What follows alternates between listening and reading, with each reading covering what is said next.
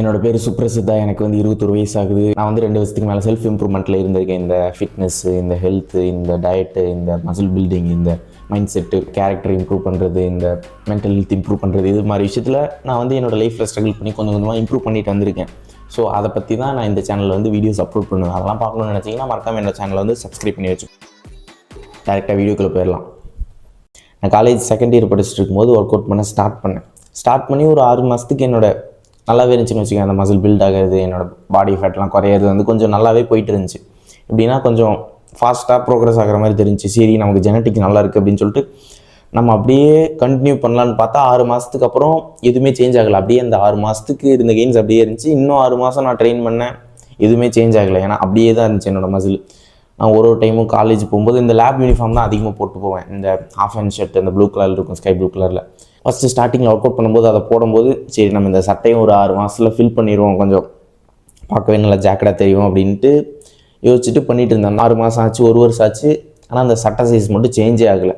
ஓரளவுக்கு மசில் வந்து டெஃபினேஷனாக தெரிய ஆரம்பிச்சிது. அது நம்ம இவ்வளோ ஒர்க் அவுட் பண்ணுறோமே, நம்ம சைஸ் ஏன் பெருசே ஆக மாட்டேங்குது, டெய்லியும் ஒர்க் அவுட் பண்ணிகிட்டு இருந்தால் பெருசாகிடும்னு தான் நம்ம கேள்விப்பட்டோம், ஏன் நமக்கு வந்து சைஸ் பெருசே ஆகலை அப்படின்ட்டு நான் யோசிச்சுக்கிட்டே இருந்தேன். ஒரு மாதிரி லேப் யூனிஃபார்ம் போட்டுட்டு போய் பஸ்லலாம் உட்காந்துட்டு இப்படின்னு கையை பார்க்கும்போது ஒரு மாதிரி என் கூட இருக்கிறவங்களாம் ஒர்க் அவுட்லாம் பண்ண மாட்டேன்.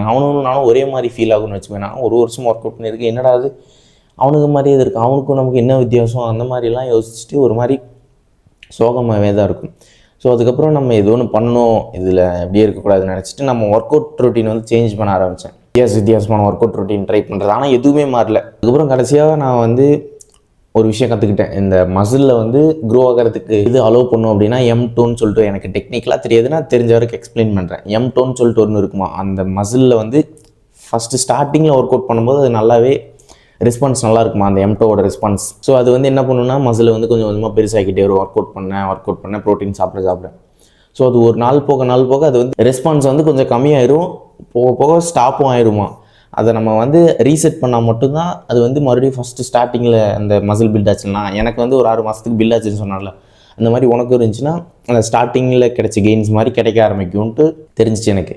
எப்படி பண்ணுறது அப்படின்ட்டு பார்த்தா, ஒரு ஒர்க் அவுட்னா அந்த ரெஸ்ட் டேலாம் கேள்விப்பட்டிருப்பில்ல, வாரத்துக்கு 1 நாள் 2 நாள் இருக்கணும்னு சொல்லிட்டு. இது வந்து ஒரு வித்தியாசமான ஒரு கம்ப்ளீட்டாக ஒரு வாரத்துலேருந்து 2 வாரம் ஒர்க் அவுட்டே பண்ணக்கூடாது, 0 ஒர்க் அவுட் அப்படின்ட்டு பார்த்தேன். அப்போ தான் அந்த M2 வந்து ரீசெட் ஆகுமா. அப்படி ரீசெட் பண்ணால் தான் நம்ம மசில் பில்டிங் வந்து ஸ்டார்டிங்கில் கிடைச்ச மாதிரி இப்போவும் கிடைக்குமா. ஸோ அது வந்து எனக்கு கேட்டோடனே எப்போ நம்ம வந்து ஒரு புது மெத்தட் அன்லாக் பண்ணிட்டோம் ஃபிட்னஸில் அப்படின்னு நினச்சிட்டு, சரி நம்ம 1 வாரம் இல்லை 2 வாரம் ஒர்க் அவுட் பண்ணாமல் விட்டு அடுத்த வாரம் நம்ம ஸ்டார்ட் பண்ணிக்கலாம் 2 வாரம் கழிச்சு அப்படின்னு நினச்சேன். ஆனால் எனக்கு அந்த 1 வாரம் என்னால் தாண்டவே முடியலன்னு வச்சுக்குவேன். ஒரு 2 வாரம் பிளான் போட்டேன், 2 வாரம் ஒர்க் அவுட் பண்ண வேணான்ட்டு. ஆனால் 1 வாரத்துக்கு அப்புறமே ஒர்க் அவுட் பண்ண ஸ்டார்ட் பண்ணிட்டேன். ஏன்னா என் லைஃப்பில் பிடிச்சி பண்ண விஷயமே இந்த ஃபிட்னஸ் தான். அதை பண்ணாமல் இருக்கணும்னா ரொம்ப இன்னும் சரி நம்ம கெயின்ஸ் வராமே இருந்தாலும் பரவாயில்ல, நம்ம ஒர்க் அவுட் பண்ணலாம் அப்படின்ட்டுலாம் தோண ஆரம்பிச்சிது. அந்த 7 நாள் நான் ஒர்க் அவுட்டே பண்ணாமல் இருந்தப்போ எனக்கு என்னென்னமோ தாட் வருது, நம்ம என்னடா அது இதுக்கப்புறம் நம்ம ஒர்க் அவுட்டே பண்ண மாட்டோமோ, இதுக்கு நம்ம வந்து ஒர்க் அவுட் பண்ணாமல் விட்டால் நம்ம கெயின் பண்ண முதல்லாம் இழந்துருவோமோ அப்படின்ட்டு ரொம்ப ஓவர் திங்க் பண்ணிட்டு ஒரு மாதிரி இந்த ஃபஸ்ட்டு ஸ்டார்டிங்கில் அந்த ஒர்க் அவுட் பண்ணுறதுக்கு முன்னாடி ஒரு லைஃப் இருந்துச்சு தெரியுமா. அந்த லைஃப் ஒரு 7 நாள் வேணும்னு சொல்லும்போது ஒரு மாதிரி இன்னுமே அதிகமாக தான் சேட் ஆச்சு. அது ஒரு மாதிரி கஷ்டமாக இருந்துச்சு அந்த 7 நாள் ஒர்க் அவுட் பண்ணாமல் இருக்கிறது. ஏன்னா எனக்கு அது பிடிச்ச விஷயத்த பண்ணாமல் இருந்தால் அது ரொம்ப இரிட்டேட்டிங்காக இருந்துச்சு. ஸோ அதுக்கப்புறம் 7 நாள் முடிஞ்சதுக்கப்புறம் ஒர்க் அவுட் பண்ண ஸ்டார்ட் பண்ணேன். ஸ்ட்ரென்த்து கொஞ்சம் குறைஞ்சிருச்சு, அந்த ரெப்பு வந்து கொஞ்சம் கம்மியாயிருச்சு. அதுக்கப்புறம் போக சரி அதே மாதிரி நார்மலாக தான் இருந்துச்சு.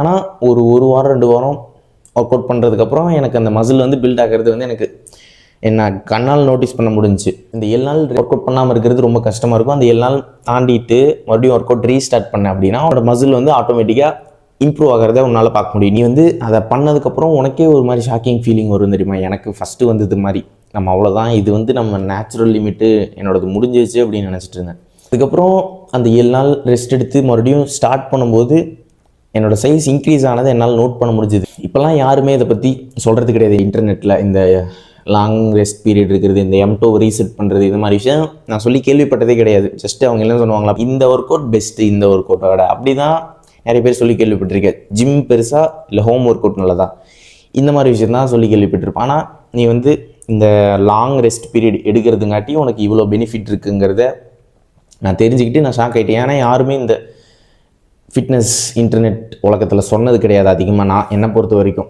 ஒரு 2-3 பேர் தான் சொல்லியிருப்பாங்க. நான் யார்கிட்ட இருந்து கற்றுக்கிட்டேன்னா டீம் 3D ஆல்ஃபான்னு சொல்லிட்டு மீகன் சொல்லிட்டு ஒரு யூடியூபர், அவர்கிட்ட இருந்து தான் நான் இதை கற்றுக்கிட்டேன். ஸோ இது வந்து ஒரு சிம்பிளான வே தான், ஆனால் ஃபாலோ பண்ணுறதுக்கு கஷ்டமாக இருக்கும். இப்போ நீ வந்து இது ஒர்க் அவுட் இப்போ தான் ஸ்டார்ட் பண்ணுற அப்படின்னாலும் நீ இதை யூஸ் பண்ணலாம், இல்லை நீ ஒர்க் அவுட் பண்ணிகிட்டு இருக்கனாலும் நீ இதை யூஸ் பண்ணலாம். எப்படி எந்த ஸ்டேஜில் இருந்தாலும், நீ ஃபிட்னஸில் எந்த லெவலில் இருந்தாலும் நீ இதை யூஸ் பண்ண முடியும். ஸோ அது வந்து எப்படின்னா ஒரு 4லேருந்து 5 வாரத்துக்கு நீ ஹெவியாக ஒர்க் அவுட் பண்ணணும். ஒரு வாரத்துக்கு ஒரு 5 நாள் நல்லா ஒர்க் அவுட் பண்ணணும்னு வச்சுக்கேன். நல்லா பம்ப் ஆகிற மாதிரி நல்ல ஒர்க் அவுட் சூஸ் பண்ணி நல்ல டயட் இருக்கிறது. அப்படி இருந்துட்டு ஒரு 2 வாரம் நீ ஒர்க் அவுட் பண்ணாமல் விட்டு மறுபடியும் ரீஸ்டார்ட் பண்ணேன்னா உன்னோட கெயின்ஸ் நல்லாயிருக்கும். அந்த M2 வந்து ரீசெட் ஆயிரும். அந்த ரெஸ்பான்ஸ், அந்த நீ ஒர்க் அவுட் பண்ணுறதுக்கான ரெஸ்பான்ஸ் வந்து அந்த மசிலில் வந்து ஆக்டிவேட் ஆகும்னு வச்சுக்கோ. அந்த M2 ரீசெட் பண்ணால் நீ இதை ப்ராக்டிக்கலாக பண்ணணுன்னா ஒரு வாரத்துலேருந்து 2 வாரம் ஒர்க் அவுட்டே பண்ணக்கூடாது. நீ வந்து டீலோடிங் வீக் கிடையாது, நீ ட்ரைனிங். அப்படின்னா சுத்தமாக நீ ஒர்க் அவுட்டே பண்ணக்கூடாது. ஜிம்முக்கு போகிறையோ இல்லை வீட்டில் ஒர்க் அவுட் பண்ணுறியோ நீ எதுவுமே பண்ணக்கூடாது. ஒர்க் அவுட்டை தொடவே கூடாது. ஒரு வாரம் இல்லை 2 வாரத்துக்கு. நீ வெறும் ஒரு வாரத்துலேருந்து 2 வாரம் விட்டுட்டு நீ டெய்லியும் ஒரு 10 புஷ்அப் 20 புஷ்அப்னு எடுத்துகிட்டு இருந்தீங்கன்னா இது வேலை செய்யாது. நீ அதை நல்லா மைண்டில் வச்சுக்கோ. நீ நல்லா ஹெவியாக ஒர்க் அவுட் பண்ணணும். ஒரு 2 வாரம் ஒரு வாரம் கேப் விட்டுட்டு மறுபடியும் ரீஸ்டார்ட் பண்ணணும். நீ ஒரு 4 வாரத்துக்கு நீ இருக்கிறதுலே ஹெவியாக ஒர்க் அவுட் பண்ணணும். ஒரு 2 வாரம் கேப் விட்டுட்டு மறுபடியும் 4 வாரத்துக்கு இருக்கிறதுலே ஹெவியாக ஒர்க் அவுட் பண்ணணும். நீ சும்மா நார்மல் ஒர்க் அவுட் பண்ணிகிட்டு இருக்கேன்னா இது வேலை செய்யாது. நீ இதை தப்பாக நீ புரிஞ்சுக்கிட்டு நீ இதை பண்ண வேணாம். நான் டிஸ்க்ளைமர் இப்போவே கொடுத்துட்றேன். இப்போ வந்து என்னால் அந்த லேப் யூனிஃபார்மும் போடக்கூட முடியல, ரொம்ப டைட் ஆகிடுச்சு. ஸோ நீ அந்த மாதிரி நீயும் உன்னோட மசில் வந்து இன்க்ரீஸ் பண்ணும் அளவுக்கு பெருசாக மாற்றணும் அப்படின்ட்டு உனக்கு ஒரு கோல் இருந்துச்சுன்னா இதை வந்து நீ கண்டிப்பாக இம்ப்ளிமெண்ட் பண்ணிப்பார். உன்னோட கெயின்ஸ் வந்து நல்லாவே இருக்குன்னு வச்சுக்குவேன். இது ஒரு ஒர்க் அவுட் ரொட்டீன் ஃபாலோ பண்ணி ஏதோ ஒரு டயட் ஃபாலோ பண்ணு. ஆனால் ப்ரோட்டீன் அதிகமாக இருக்க மாதிரி பார்த்துக்கோ. அந்த ஒர்க் அவுட் பண்ணால் உனக்கு பம்ப் வருதான்னு பார்த்துக்கோ. இது வந்து மெயினான 2 விஷயம். ஹோமில் ஒர்க் அவுட் பண்ணி உங்கள் மசிலை பில்ட் பண்ணணுன்ட்டு ஒரு கோல் இருந்துச்சுன்னா அதுக்கான ப்ரோக்ராம் வந்து நான் வச்சுருக்கேன். அதோட லிங்க் வந்து டிஸ்கிரிப்ஷனில் ஃபஸ்ட்டாக வச்சுருக்கேன். அதில் நீங்கள் என்னென்ன கற்றுக்குவீங்கன்னா டயட்டு, ரெக்கவரி, ஒர்க் அவுட், இந்த 3 விஷயத்தை பற்றி கற்றுக்குவீங்க.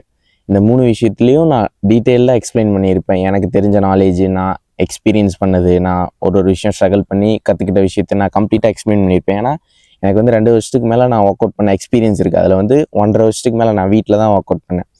ஸோ உங்களுக்கு வந்து வீட்டில் மசில் பில்ட் பண்ணணுன்ட்டு ஒரு கோல் இருந்துச்சுன்னா டிஸ்கிரிப்ஷனில் இருக்க லிங்க்கை வந்து செக் பண்ணி பாருங்கள். அது உங்களுக்கு ரொம்பவே யூஸ்ஃபுல்லாக இருக்கும். ஸோ மறக்காமல் அந்த டிஸ்கிரிப்ஷனில் இருக்க டாப் லிங்கை வந்து செக் பண்ணி பாருங்கள். சேனலை வந்து சப்ஸ்கிரைப் பண்ணி வச்சுக்கோ ப்ரோ. இதுக்கப்புறம் நான் நிறைய வீடியோஸ் அப்லோட் பண்ணுவேன்.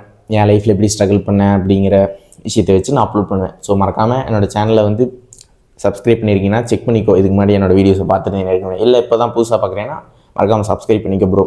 ஒரு 1K சப்ஸ்கிரைபர் வரப்போகிறேன். Bye bro.